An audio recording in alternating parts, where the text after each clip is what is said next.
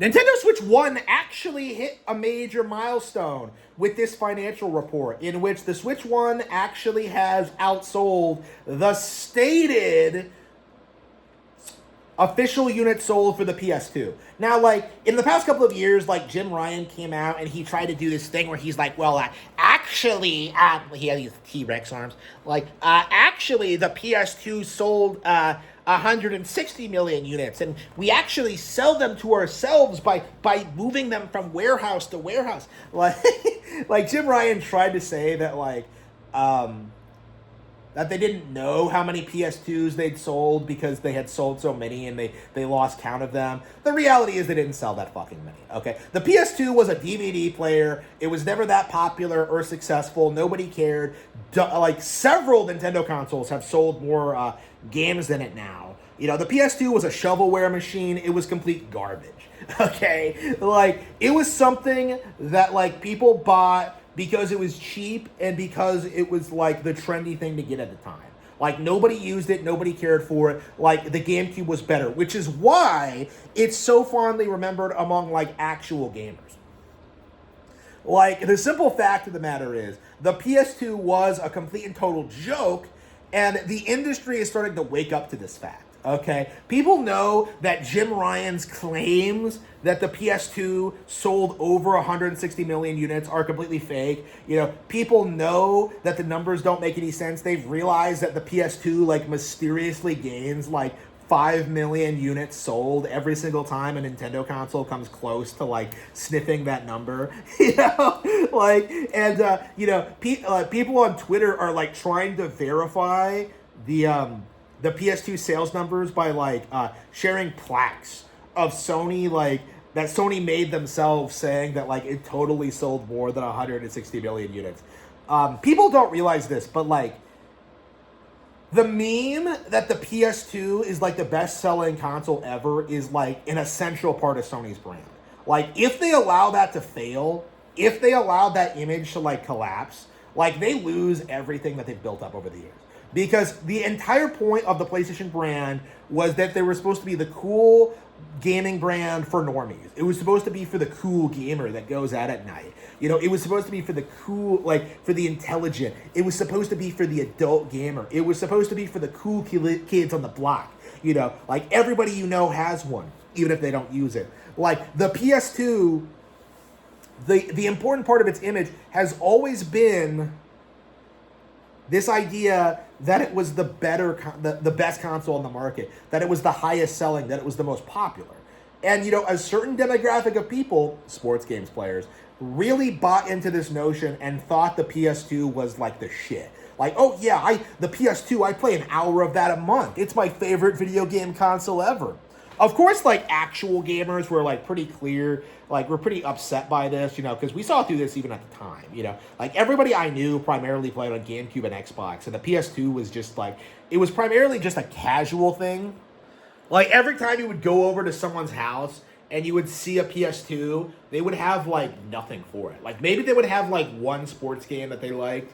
Like, you know, you would see like years and years of like Madden or FIFA or whatever. But like outside of that, they didn't have shit. You know, like sometimes they wouldn't have a memory card, or like they wouldn't have more than one controller. It was fucking crazy. You know, even back then, I kind of noticed like the huge double standard. How I was playing like all these different games of all these different genres, and yet normies at the time were like, you know, freaking out about like, oh man, I love my sports games. Oh, I play them. Like, I play them sometimes. Well, like, it was such a weird thing. Like, you know, people really thought the PSP was going to outperform the DS at one point. Like, it was kind of a commonly held thing. And obviously, like, the collapse kind of set in with the PS3, okay? Where they set the price point way too high. By the way, $600 in 2006 money was quite a bit higher than $500 in today's money, by the way. But like, yeah, $600 in 2006 money, like way too much for like even their most hardcore fans. And so a lot of people like fled to greener pastures. You know, a lot of people picked up the iPhone. A lot of people picked up Wii's. A lot of people got 360s. Like the PlayStation brand was completely done by the time the PS3 came out. You know, like the PSP like faded into irrelevancy. You know, the Vita came out. That bombed, you know, because of market trends. And like Sony's never really been able to recapture that audience. They kind of peaked with like The Last of Us. They were able to successfully gaslight their audience into thinking it was the best game ever made and like the best story ever told. But like over time, that like it feels more and more that like people feel about that the same way about that I feel about the PS2, where like it just feels like something we were told and not something that like we actually believe. You know, like every year it feels like more and more people are like skeptical of The Last of Us. You know, more and more people are like critical of the game and in like Neil Druckmann and its philosophical like design and its design philosophy. Like we've seen how the industry has bent over backwards to protect PlayStation while downplaying Nintendo. You're seeing this right now, actually. I just made a video about this, where everybody is spurging out about the Switch 2 price hike and think it's somehow going to destroy the console, while they ignored the price hikes for the PS5 and the Xbox 6. Okay? Like, that's the reality of it, is that the PS5, the PS Quadruple, and the Xbox 6 got, like, more expensive, and nobody cared. Nobody brought it up.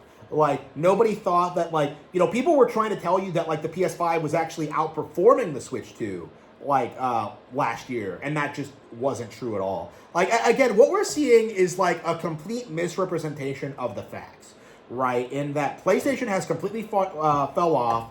It's completely irrelevant. You know, the annual sports games are coming to Switch 2 now. Like, we're seeing this slow, gradual transition where, like, every third-party developer that was, like, formerly a Sony loyalist has, like, completely bent the knee and is releasing all of their games on Nintendo Switch. Okay, that's what we've been seeing for quite some time now. And like, the industry just... being the advocates for Sony, you know, being literal paid shills, like, they're very anxious to prevent this from becoming a thing. They're very anxious to keep up the illusion that Nintendo is falling off, that Nintendo is failing, that Nintendo is struggling, that Nintendo can't succeed, that Nintendo has no audience. Like, you see all kinds of weird things, you know? Like, for example, this idea that kids don't play Nintendo games, like, at all. Like, they do this thing where, like, oh, look at the sales demographics. Like, people are in their 20s are buying new Nintendo games. It's like, yeah, because kids aren't necessarily buying the newest things as they come out. You know, I had this experience growing up where I wasn't interested in buying the brand new Nintendo games. I was interested in playing the old ones that were, like, all-time classics and stood the test of time. And that's always a factor that people don't think about when it comes to, like, Nintendo fans. Like, the idea that, like, people are playing games that are, like, decades old and becoming fans. Like, it's not really something you can process, you know, through data. You know, this idea that, like, nobody's playing the original Super Mario Bros. Or World or, like, new Super Mario Bros. Like, you know, I remember being surprised at, like, realizing just how many people were still playing, like, old Game Boys in, like, 2016, okay? Because, you know, there were plenty of them still lying around. People were still playing them. It's like, you know, maybe not so much today, but, like, you know, back in 2016, it was still pretty prevalent. Like people are just, the idea that Nintendo is going to be a brand that just magically falls off because of, like, a price hike is just laughably stupid. Like, it isn't going to work. Like, honestly, this just feels like a bad timing, if anything. Because, you know, if it wasn't for the market conditions, they would have just released the Switch 2 at this price point and not have to, like, raise it at all. But it's just been, like, one of those things where, like, everybody is really desperate to push the idea that, like, Nintendo is struggling or that they're on the way out or that they can't compete. And, like, in reality, it's becoming more apparent that, like, it's PlayStation that can't compete. Because, like, what Pragmata was supposed to be the big PlayStation 5, like, killer app. Okay, that's what Capcom marketed it as. That's what it's supposed to be. This game spent like years in development, about as long as Metroid Prime 4, I think. This was supposed to be like this huge deal, and then it comes out and it's a complete nothing burger, like beloved only by pedophiles and lolicon enthusiasts. Pragmata was like a complete and total flop, and because it released on Nintendo Switch 2, you don't even really see a lot of people like trying to shill for it, like you see with Monster Hunter Wilds or Worlds or like any of these other games. What we've seen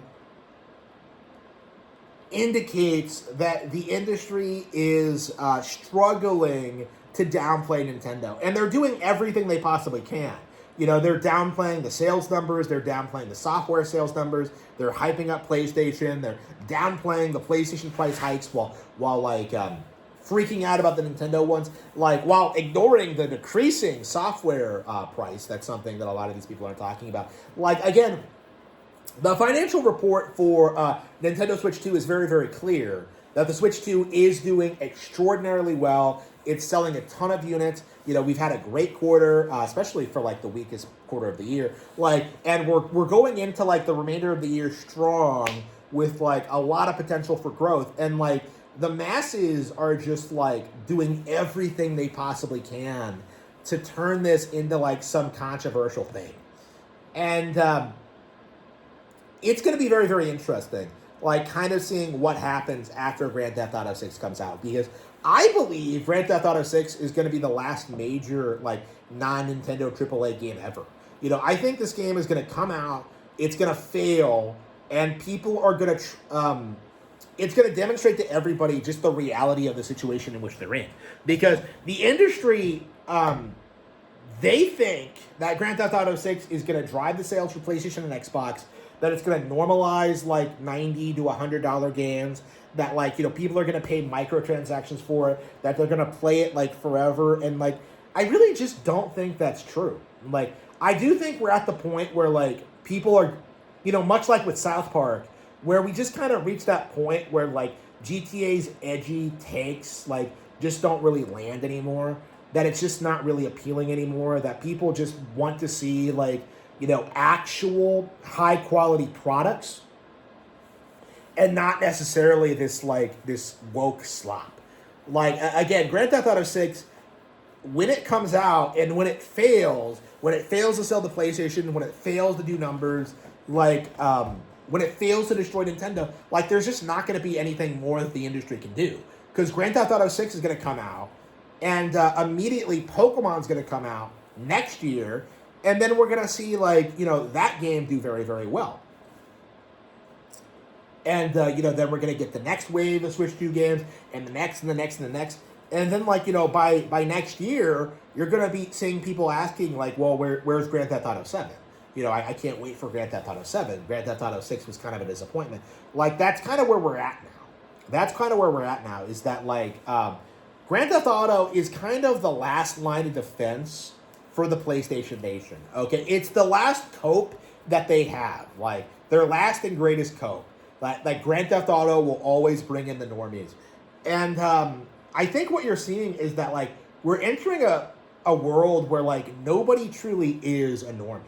Because people are, universally familiar with Nintendo IPs. They're universally familiar with the Nintendo brand. They universally have respect for the Nintendo brand. And there won't be, a return to the mid-2000s mindset that, the major Nintendo IPs like Mario and Pokemon were stale and were falling off. We're never going back to that point. It's just the reality of it is that Nintendo is just dominating the industry. They're dominating the